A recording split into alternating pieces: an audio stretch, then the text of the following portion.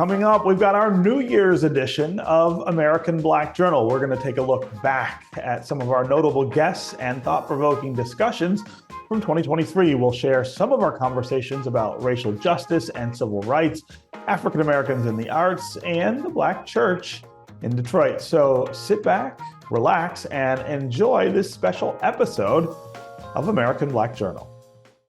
From Delta faucets to Behr paint, Masco Corporation is proud to deliver products that enhance the way consumers all over the world experience and enjoy their living spaces.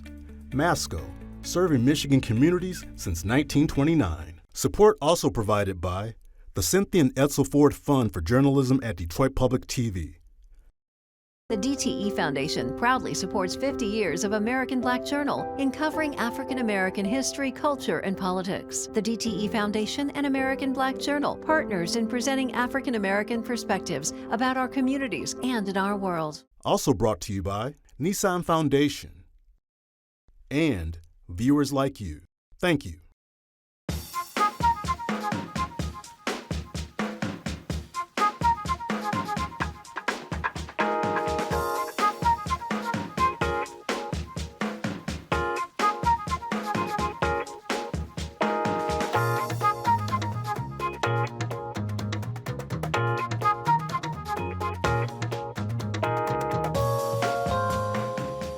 Happy New Year and welcome to American Black Journal. I'm Stephen Henderson. As we begin 2024, we're looking forward to bringing you another year of interesting guests and important conversations that impact the African American community. Today, we're taking a look back at some of last year's guests and topics. Let's start with our discussions about racial justice, civil rights, and the killings of unarmed African Americans by police. Lots of people are saying, well, this is Black police officers killing a Black man somehow is different, but it fits very squarely into the narrative that you have been trying to get people to pay attention to for some time.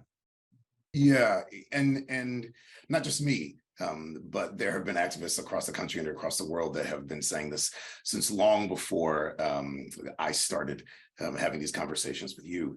The problem isn't the prejudicial thought. Prejudice is a problem, right? But it's the way the prejudicial thought is interwoven into systems in our country that transition prejudice into the ist or the ism, that make a prejudicial thought into racism, right? And allow that privilege and allow that social hierarchy to be maintained, that allow power to be exerted.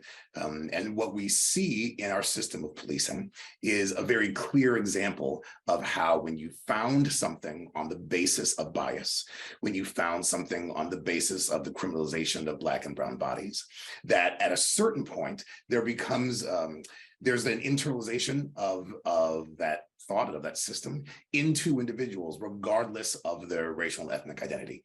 And so what has been really, unfortunately, very clearly displayed in this situation is how this system of policing is deeply, utterly, completely at the root flawed. So first, I'd like to say, Stephen, the actions of these officers were just disgusting and appalling for me. Excessive force is a disregard for life and has no place in law enforcement at all. And I would have to say my thoughts are with the family and every impacted by Tyree Nichols' death. I would have to say that there needs to be more accountability. There needs to be more transparency in law enforcement. There needs to be better training, intervention programs, as well as crisis intervention, mental health co-response, the data-driven enforcement. We need to come together and we need to make sure that we're open for listening to our community for the needs, as well as providing these services that we know are so desperately needed in our communities. It's been 60 years since the Walk to Freedom was held in Detroit. This is the march that concluded with Dr. Martin Luther King giving his famous I Have a Dream speech for the first time. The streets of downtown were flooded with people, young and old, Black and white, who all believed in racial and economic justice. Lifelong activist Dorothy Aldridge was just 20 years old at the time of the march, but she remembers it well. It was well integrated. And then, at the time, the mayor of Detroit Mayor Kavanaugh was a white person, so there was no conflict between blacks and whites as such. No, none whatsoever. So tell me, what was going on in the city of Detroit in 1963? In 1963, of course, there was the question about police harassment, police brutality of the young people in Detroit. And the march was called in particular to talk about housing, to talk about jobs, and to talk about schools, because the schools were slowly being integrated. Now, one other thing I want to add, that Medgar Evers had just been killed in Jackson, Mississippi. And so that was another one of the things that spurred interest in the march. Aldridge first became an activist at a young age, just as many Detroiters did. She said it was the Montgomery bus boycott and Emmett Till's death that pulled her into the fight for equality. Aldridge heard about the march when she was a member of the Northern Student Movement in Detroit. What was the first thing you can really remember thinking and feeling as you're joining this march? Much excitement. For one, it was a beautiful, beautiful day, and no one expected these many people to show out. So the march, where did it start and where did it end? It started Warren and Woodward area, and then went all the way downtown to Cobo Hall. How do we know that the things that we're experiencing here in Detroit, that Detroiters are experiencing in particular, and that Black Detroiters are disproportionately affected by? How do we know this is about climate change? How do we know that there's a connection between the way that the environment has altered and been altered, and the hardship that we see in cities like Detroit? Yeah, we can definitely see it. We see it every single year through the flooding events. We can see it through our health even. We know that from 2017 to 2019, 16.2% of Detroit adults and 11.11% of Michigan adults had asthma. And that means that the asthma rates in Detroit were 46% higher than for those Detroiters than Michigan residents as a whole. So the fact that that's happening means that people are being impacted by air quality issues pretty predominantly in areas where Black and Brown folks are living. And that directly relates to climate change and how folks are impacted by air quality, specifically when we think about greenhouse gases that we're trying to particularly get a handle on as we're trying to mitigate those impacts. Jamisa started talking about the flooding events or the heavy rain events that we've had in Detroit. And there are specific ways that impacts the health and well-being of Detroiters for lots of reasons. One reason is because there's not enough relief. When there are emergencies like that in the city. We know that we have lots of renters and the relief is not available to renters. So there are ways that having these heavy flooding events exacerbate asthma because of mold now that can be present in the home from the water being in the home, water intrusion in the home. But there are other ways that this impacts folks that we may not think about as much. One example is increase in lead poisoning among children. When we find that there's not relief from these flooding events, then folks are left to their own devices to figure out how to dry out their homes. One of those ways is beyond having neighbors and friends help to come and clean up, you also are opening and closing your windows to try to air out your home. And so that is introducing more lead dust into the air. 80% of our homes in Detroit are pre-1978. And so there's a lot of lead paint still existing in a lot of our homes. And so it's not just what happens from the rain. right? It's also what happens from residents being left to their own devices to try to solve the problems that come along with climate change. The contributions of African Americans are vast and diverse when it comes to the arts. Throughout the 55 years of this television program, we have spoken with talented artists and highlighted creative projects. Last year was no different. From an Oscar-winning costume designer to Motown Records' legacy in the civil rights movement and the 50th anniversary of hip hop, we continue to shine a light on African American culture. Take a look. I think there's always a debate about when hip hop starts, when it kind of diverges from other forms of music. How do we pinpoint that 50-year anniversary? Yeah, I mean, so hip hop's chronological roots certainly need to be connected to the 1970s. I mean, so that puts us into that half-century mark. But of course, as you well know, I mean, music is informed and influenced by that which comes before it. And with hip hop, we certainly see that made manifest in the use of sampling, for example. I mean, the throwback, the inheritance, but it is a unique form of Black cultural expression that is born in the post-civil rights, post-Black power, really almost post-disco age. And it is now, much to the chagrin of many doubters early on, half a century old. So Berry Gordy organically embodied social justice and equality and equal rights, and sometimes faced a little bit of flack for that inclusivity during such a tumultuous time.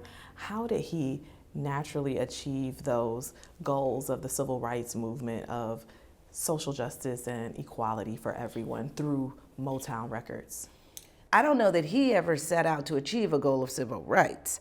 I think what he did so brilliantly was to, one, establish a business and an enterprise where he could empower other people, not just Black people, but mostly people of color. I think what he definitely did was he was able to create a music with the intention of creating music for all people. So at no point was Berry Gordy trying to just make Black music for Black people. He was trying to make music for all people. Things like love and joy and hope and peace, things that everybody could relate to, that resonated. He didn't realize it was going to resonate because it was being made by young people with young people all around the world and become the sound of young America. And in doing so, started to create this unity, this coming together of people who looked very different, had different backgrounds. And my favorite quote is when Junius Griffin says, you know, Motown music allowed Black and white people to look at each other and say, there's a little bit of you and me, and there's a little bit of me and you. And the power of that, that's what helped advance the civil rights movement. And of course, in 1963, we know that Berry Gordy Motown Records recorded the first version of the I Have a Dream speech in Detroit in 1963 of June, and then later he recorded the speech in August 1963, the Great March on Washington. Yes. What impact has those recordings had on us today? Well, I mean, those recordings are the reason we have access today, and that's what makes it so powerful. Motown, as an independent record label at the time, was in a position to document those speeches. And then later, Berry Gordy would give the rights to those speeches to the King family. So I think it was a really, it was a foresight that Berry Gordy had that this was important to put in the right hands so that the world can have it, you know, in perpetuity. So you are the first African-American woman to win 2 Oscars. I mean, just saying that is kind of remarkable, right? But the work that took you to that moment is also really special. I mean, it's special to so many people. Talk about Wakanda. Yeah, well, I worked really hard. And, you know, when I met Ryan Coogler at Marvel, I had amassed a lot of images on my computer in a Dropbox. I didn't know that once you got into the Marvel Studio that you couldn't open things like Dropboxes. You know, they have a firewall. And I'm kind of a little concerned because I'm in an interview and I can't open the images that I collected over days to show him. And he was sitting there very relaxed, and now that I've worked with him on 2 movies, I see that disposition. I can remember this disposition, even though it was new to me then. He was very laid back, he was very patient, and he said, Ruth, I'm really glad you're here. I was a little boy growing up in Oakland when Malcolm X came out, and I remember it was a family environment in the theater. People are excited about the movie opening. I went with my family. I sat on my dad's lap and watched Malcolm X, and I remember as a little boy seeing the costumes. And when he said that, you know, what I was concerned about on that Dropbox was no longer important. That's not the issue, right? Yeah, and I realized I could contribute something to this young man. We created this world together. It's a very collaborative field. So by the time it was released, the trailer came out, I was sitting there watching, and I immediately started getting like text messages and tweets and all kinds of stuff, and I thought, wow, this is really going to be big. And then there I was on the Oscar stage. 2023 was our 3rd year bringing you monthly episodes that focus on the Black church in Detroit. Our discussions have included an amazing group of African-American faith leaders in our city, and we've focused on a wide range of topics. This series is produced in partnership with the Ecumenical Theological Seminary and the Charles H. Wright Museum of African American History. Here are some of the highlights from last year. Yes, my name is Reverend Lawrence W. Rogers, and I'm the 24th pastor of the historic Second Baptist Church of Detroit, located at 441 Monroe Street, downtown Detroit. And the congregation was established in 1836. It is the oldest Black church in the Midwest, and definitely the oldest Black congregation in the state of Michigan. The church itself predates the establishment of Michigan about 1 year. So Michigan filed its charter to become a state a year after Second Baptist gathered together as a congregation. Second Baptist freed some 5,000 formerly enslaved people. We did it in 2 ways. So we would hide people in our basement, and then we would smuggle them in a wagon with a false bottom to the Detroit River. And one of our members, his name was George D. Baptiste, he owned a steamboat, and we would put them in a steamboat and help them to cross the Detroit River. Before Harriet Tubman, there was these churches. Before the writing of Uncle Tom's Cabin, before Abraham Lincoln went to Congress, there was the St. Matthew's Episcopal Church, Second Baptist Church, and Bethel A&B churches helping these fugitive slaves cross the Detroit River for freedom on there. There was a time capsule when one of our 3 churches, we had a church down in Congress in St. Antoine by the Blue Cross building, our first one in 1850. Our second one was up in Paradise Valley where the Ford Field is, and the third was up on Woodward Avenue.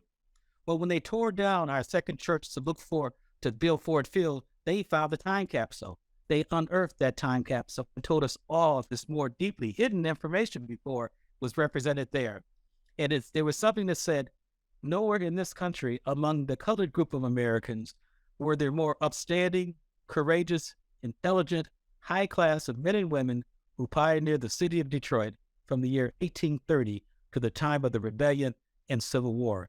Detroit Public Schools Community District has a faith-based initiative that matches churches with schools to provide support like tutoring and mentoring and clothing drives. The program also includes a faith-based council that meets with school leaders to exchange information and ideas. As this administration started, I think it's been over 5 years ago now, with Dr. Beatty, we were very intentional in our conversations and recognizing that our churches have always been champions for our schools. They've always been involved in some informal way working on issues, the coalition leading up to us being able to secure a local school district with an elected board, including leaders like Reverend Simmons, they were always present. And so what we wanted to do was formalize those relationships.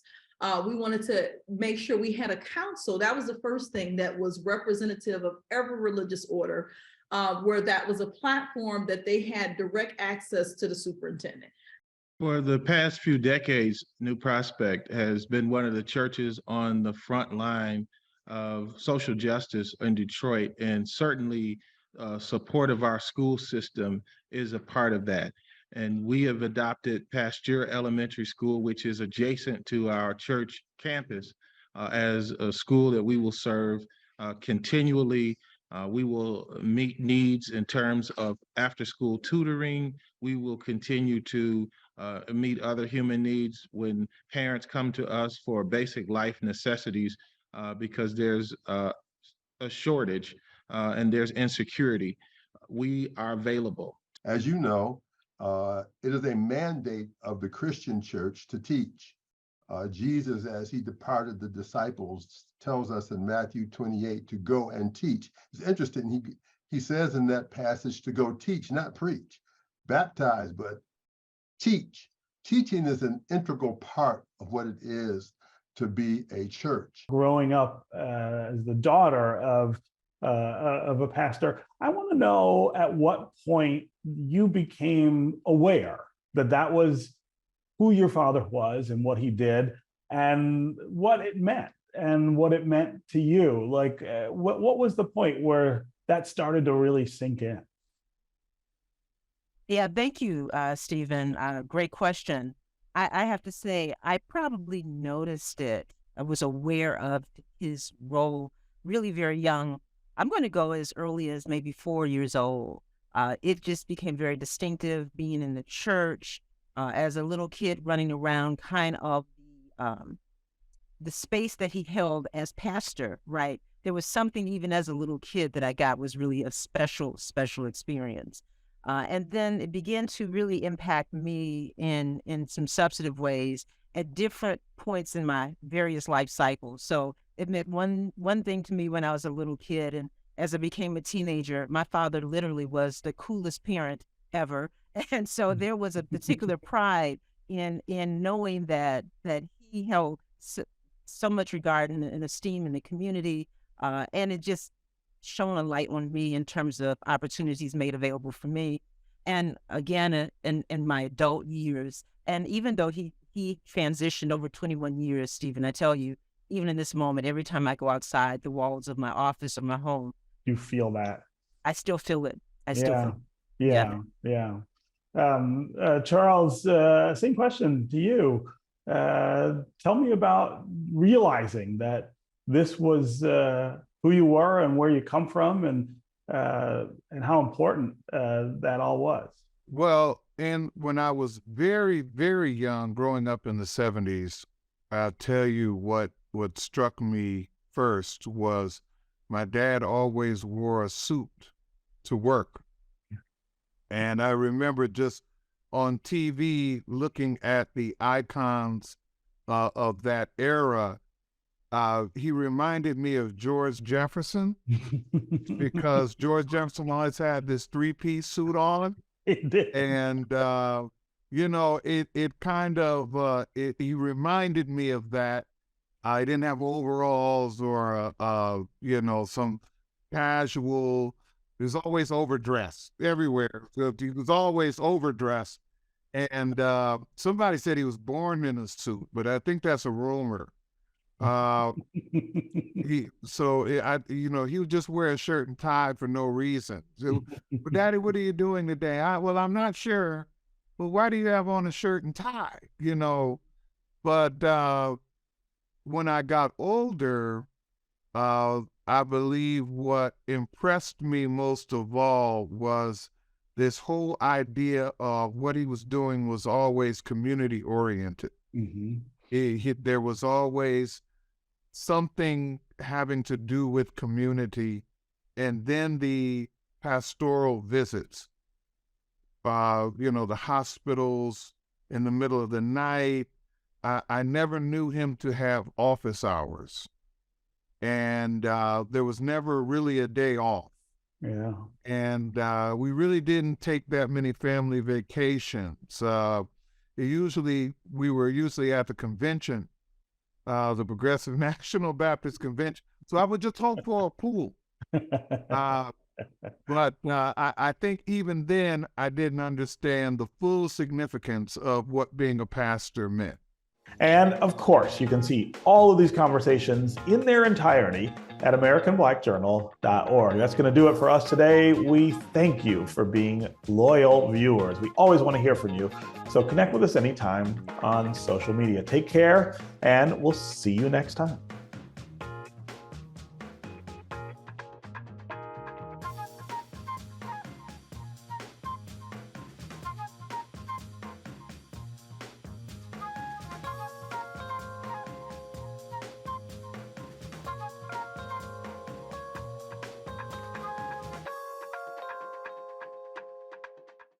From Delta faucets to Behr paint, Masco Corporation is proud to deliver products that enhance the way consumers all over the world experience and enjoy their living spaces. Masco, serving Michigan communities since 1929. Support also provided by the Cynthia and Edsel Ford Fund for Journalism at Detroit Public TV.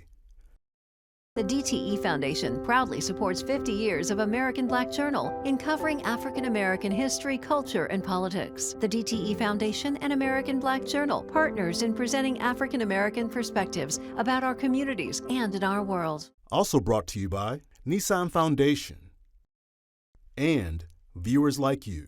Thank you.